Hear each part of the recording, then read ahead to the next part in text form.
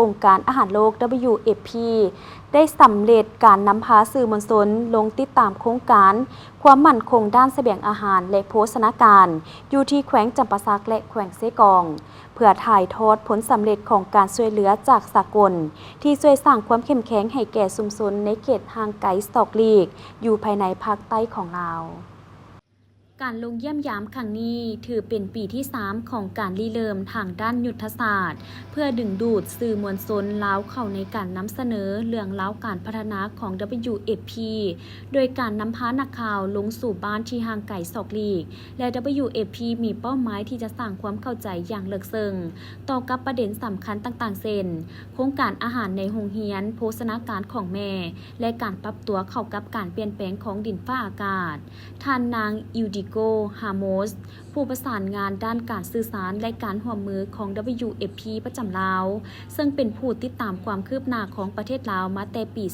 2009 ได้ให้ข้อสังเกตเกี่ยวกับความแตกต่างกันอย่างชัดเจนระหว่างการเติบโตในตัวเมืองและชนบทในขณะที่ท่านนางอิวดิโกบรรยายถึงการพัฒนาในนครหลวงเวียงจันทน์ในระยะ 16 ปีผ่านมาว่าเป็นไปอย่างก้าวกระโดดแต่ทานก็เป็นห่วงว่าเขตห่างไกลศอกลีกเซนแขวงเซกองแม้นมีความเสี่ยงที่จะถูกปะไว้ข้างหลังข้าพเจ้าชื่ออิดิโกฮามอสเป็นผู้รับผิดชอบการสื่อสารและการร่วมมืออยู่ในองค์การอาหารโลกสปป.ลาวข้าพเจ้าได้อยู่ประเทศลาวตั้งแต่2009สัน16 ปีแล้วและข้าพเจ้าเห็นว่ามีความเปลี่ยนแปลงหลายที่สุดและความเปลี่ยนแปลงที่ไหวอาจจะบันเทือไหวพอดเฮ็ดให้ประชาชนบ่เข้าถึงได้อยู่ในเขตห่างไกลศอกลีกข้าพเจ้าเห็นว่า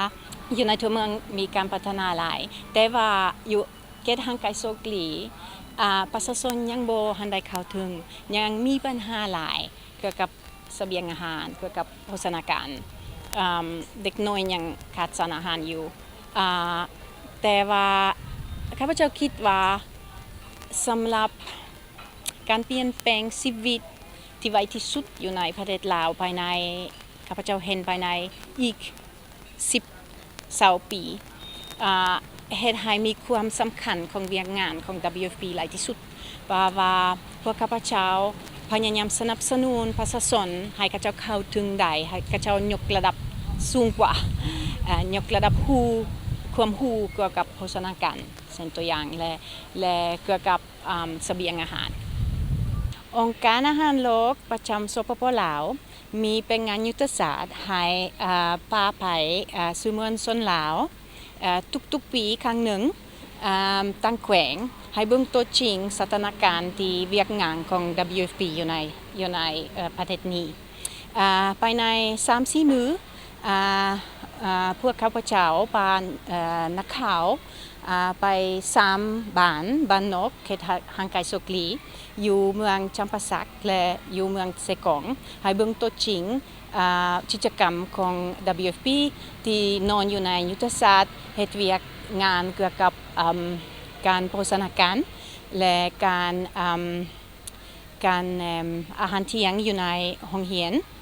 และอาหารเสบียงอาหารอยู่ในองค์การอาหารโลกข้าพเจ้ารับผิดชอบเกี่ยวกับระดมทุนสำหรับกิจกรรมของพวกข้าพเจ้าอยู่สปป.ลาวและความสำคัญของสื่อมวลชนอยู่ในเวียกงานของพวกเขาแม้นว่าเวลานักข่าวสื่อมวลชนเผยแพร่กิจกรรมและความสำคัญของเวียกงานของ WFP อยู่ในทั่วประเทศลาวประชาชนเข้าถึงความสำคัญของโภชนาการและความมั่นคงด้านอาหารและจุดประสงค์ที่สองที่เคยได้คิดว่ามันมีความสำคัญที่สุดแม้นว่าเวลาบรรดาลงทุนทั่วโลกรับรู้ว่ามีผลประโยชน์ใดที่องค์การอาหารโลกกิจกรรมขององค์การอาหารโลกอยู่ในประเทศลาวก็เจ้าสิมีความมั่นใจลงทุนอีก สำหรับนี้ข้าพเจ้าเห็นว่าเวียกขององค์การอาหารโลกกับนักข่าวอยู่ทั่วประเทศลาวมันสำคัญที่สุด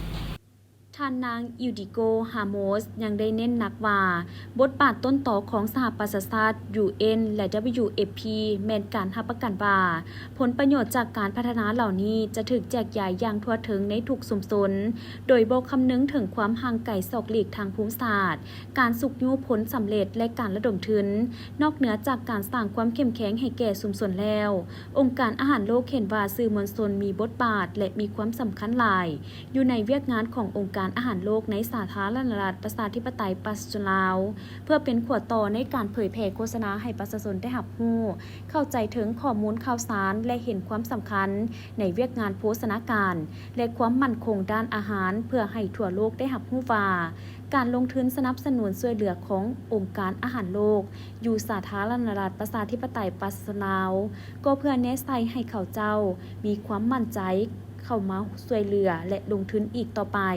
ทั้งนี้ก็เพื่อสนับสนุนวัตถุประสงค์ของรัฐบาลให้ยืนยง